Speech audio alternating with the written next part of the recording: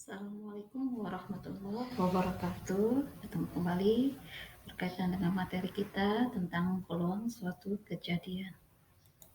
Bagaimana itu peluang? Bagaimana cara menghitungnya?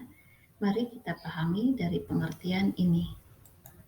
Misalkan suatu percobaan mempunyai ruang sampel yang berhingga banyaknya dan setiap titik sampel mempunyai kesempatan yang sama untuk muncul, maka peluang kejadian A dinyatakan sebagai berikut. Peluang kejadian A sama dengan NA berbanding atau dibagi dengan NS. Peluang kejadian A itu kita notasikan dengan P buka kurung A dan NA kita nyatakan dengan banyaknya anggota A dalam ruang sampel tersebut dan NS adalah banyaknya anggota ruang sampel. Untuk harus diingat, peluang kejadian nilainya berkisar antara 0 sampai dengan 1, sehingga ditulis menjadi 0 kurang dari sama dengan peluang kejadian A, peluang kejadian A kurang dari sama dengan 1. Untuk peluang kejadian A sama dengan 1, artinya suatu kejadian yang pasti. Sedangkan peluang kejadian sama dengan 0 adalah suatu kejadian yang mustahil terjadi. Untuk memahaminya lebih lanjut, kita pahami dari masalah berikut ini. Pada pelemparan sebuah dadu, tentukanlah peluang kejadian munculnya mata dadu genap. Untuk penyelesaiannya, kita tahu bahwasanya mata dadu genap itu bernomor 1, 2, 3, 4, 5, 6. Ini merupakan ruang sampel keseluruhannya, sehingga NS-nya adalah 6. Misalkan A adalah kejadian munculnya mata dadu genap, maka untuk kejadian A ini akan muncul mungkin 2, mungkin 4, mungkin 6, dan NA-nya berjumlah 3.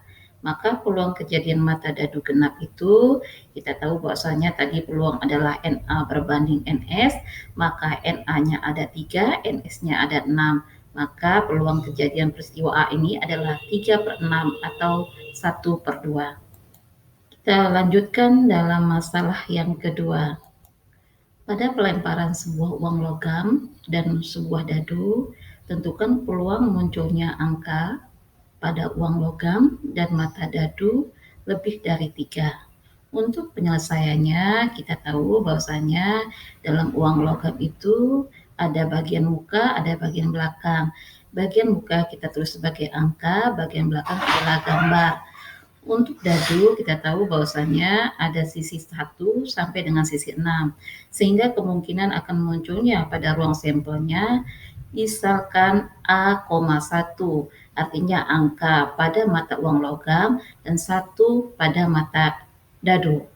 Sehingga kita dapatkan A,1, A,2, A,3, A,4 dan seterusnya sampai dengan G.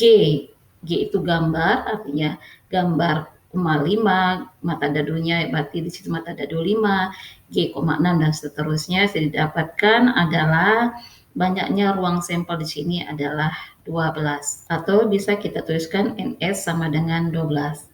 Peristiwa A adalah kejadian angka pada uang logam dan mata dadu lebih dari 3. Maka peristiwa A ini adalah lebih dari 3 adalah pada mata dadunya, angka pada uang logamnya. Sehingga didapat kejadian peristiwa ini adalah A,4, A,5, A,6. Sehingga didapat NA-nya adalah 3. Maka peluang peristiwa A ini adalah 3/12.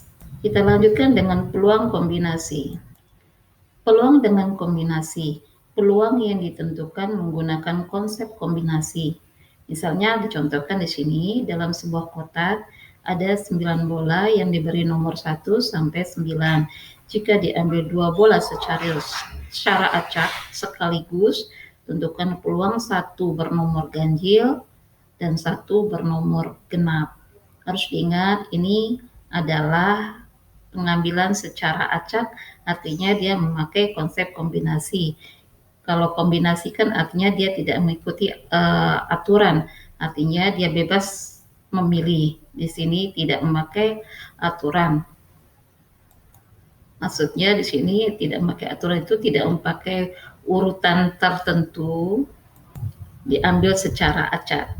Bagaimana cara menyelesaikannya? Mari kita pahami bersama.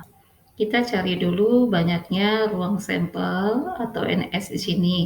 Karena kita akan mengambil 2 bola dari sepadan bola, maka ruang sampelnya adalah tentang kombinasi, maka pengambilannya dengan cara menggunakan rumus kombinasi, itu kombinasi 2 dari 9, sehingga didapat kombinasi 2 dari 9 itu 36, maka NS-nya adalah 36. Sedangkan A-nya adalah kejadian munculnya satu bola bernomor ganjil dan satu bola bernomor genap. Banyaknya kejadian Na adalah kombinasi 1 dari 5 dikali kombinasi 1 dari 4. Mengapa 1 dari 5? Karena kita tahu yang bernomor ganjil itu pada bola ini adalah bernomor 1, 3, 5, 7, dan 9. Itu bernomor ganjil, artinya pengambilan 1 dari banyaknya yang bernomor ganjil ada 5. Sedangkan yang bernomor genap yaitu 2, 4, 6, dan 8, itu ada 4.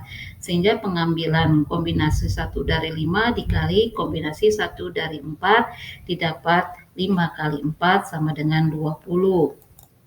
Maka peluang kejadian dari peristiwa itu adalah peluang munculnya satu bola bernomor ganjil dan satu bola bernomor genap sama dengan 20/36. Mari kita pahami tentang frekuensi harapan suatu kejadian.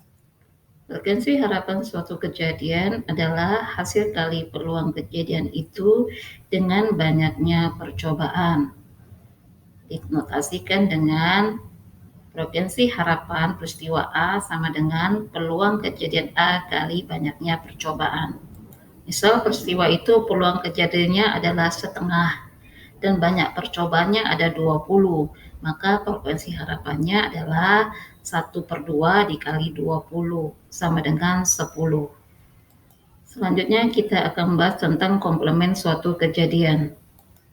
Komplement suatu kejadian, misalkan diketahui ruang sampelnya adalah S, kejadiannya adalah A, dan kejadian bukan A-nya kita sebut sebagai A komplement, maka peluang kejadian bukan A-nya adalah peluang kejadian bukan A sama dengan 1 dikurang peluang kejadian A. Misalnya peluang terjadinya hujan adalah 3/4. Misal ini, maka peluang komplemennya adalah 1 dikurangi 3/4 sama dengan 1/4. Itulah pembahasan kita tentang peluang kejadian. Nanti akan kita lanjutkan terkait dengan peluang kejadian majemuk. Saya akhiri, wassalamualaikum warahmatullahi wabarakatuh.